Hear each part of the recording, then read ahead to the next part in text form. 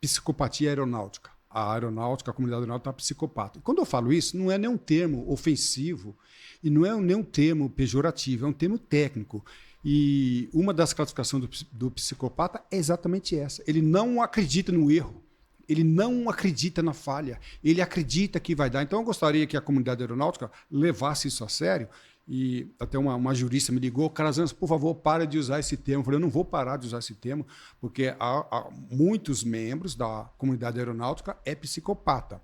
Cuidado, não é um termo ofensivo nem pejorativo. Encaixa-se exatamente no que o Lucas Martins acabou de falar. E não acredita, vai dar certo. Quantos acidentes? Pega o Chapecoense. Pô. O cara tinha 2 horas e 42 minutos de voo e colocou 2 horas e 42 minutos de combustível. Ele fazia isso quanto tempo? No mínimo 3 anos. Vai dar e sempre deu.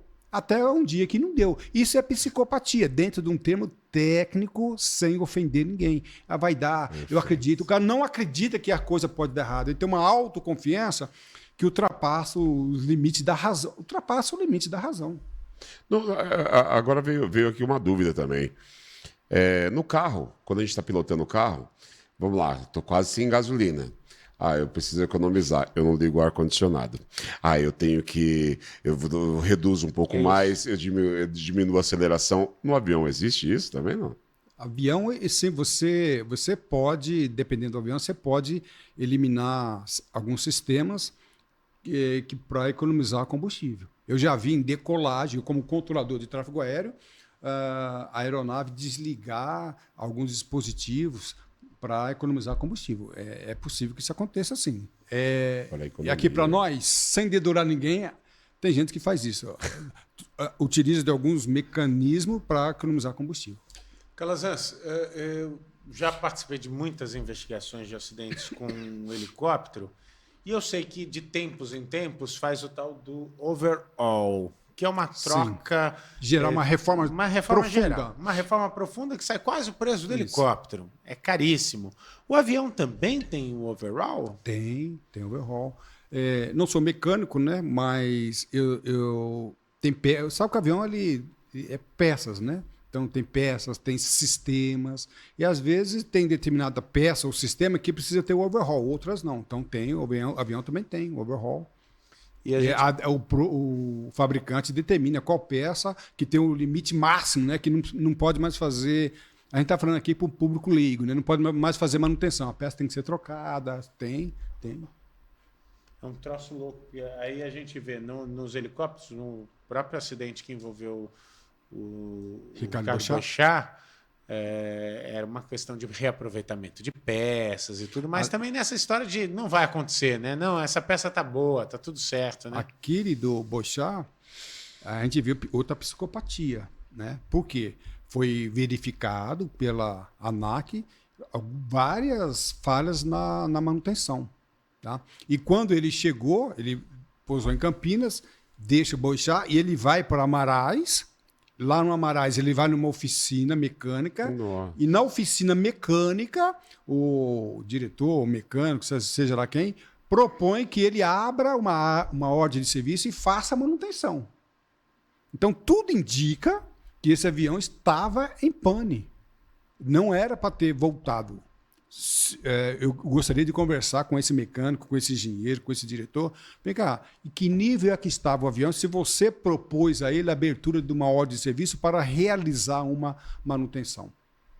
Entendeu? Aí você olha o histórico da aeronave, do helicóptero, na ANAC, tem vários problemas ali de manutenção.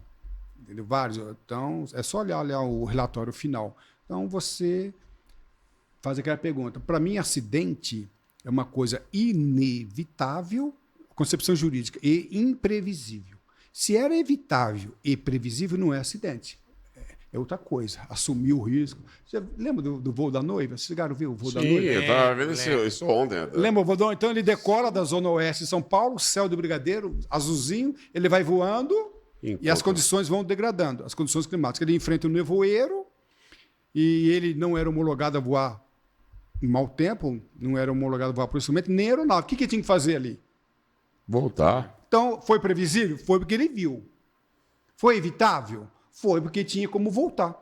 Então, dentro do aspecto jurídico, isso não é acidente. Dentro do aspecto de prevenção, claro que é acidente, eles vão investigar. Então a gente pergunta, aí entra a psicopatia, é uma análise da psicanálise. Como é que ele entra naquela situação se ele podia ter evitado e foi previsível? Outra pergunta que nós fazemos, pergunta, não é acusação, o VOIPES.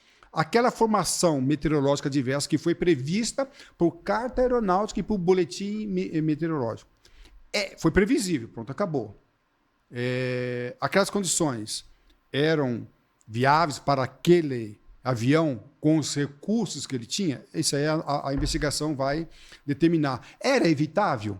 Porque outras aeronaves pediram para evitar, pediram desvio. Então, e aí que a gente vai ter que analisar a evitabilidade e previsibilidade de uma ocorrência. A investigação jurídica, judicial, que se diferencia da investigação do CENIPA, que é técnica, ela faz essa pergunta. Na caixa preta desse avião, me parece que tinham dados que não poder... Foram inibidos? Exato. Por quê? Não sei. Essa é uma pergunta muito interessante. Vamos lá.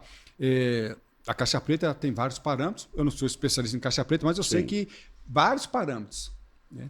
E aí, vamos lá, o que foi dito, o que vai ser investigado, que a empresa pediu para que alguns parâmetros não fossem analisados, não fossem gravados. Ora, e que a ANAC autorizou. Vamos lá.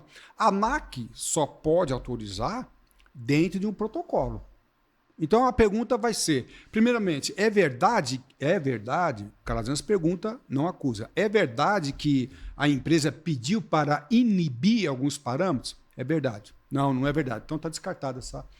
Quais parâmetros foram esses? Já pensou, aqui por hipótese, que tinha lá um parâmetro de medir para ver se o dejeiro estava funcionando ou não, e esse foi inibido?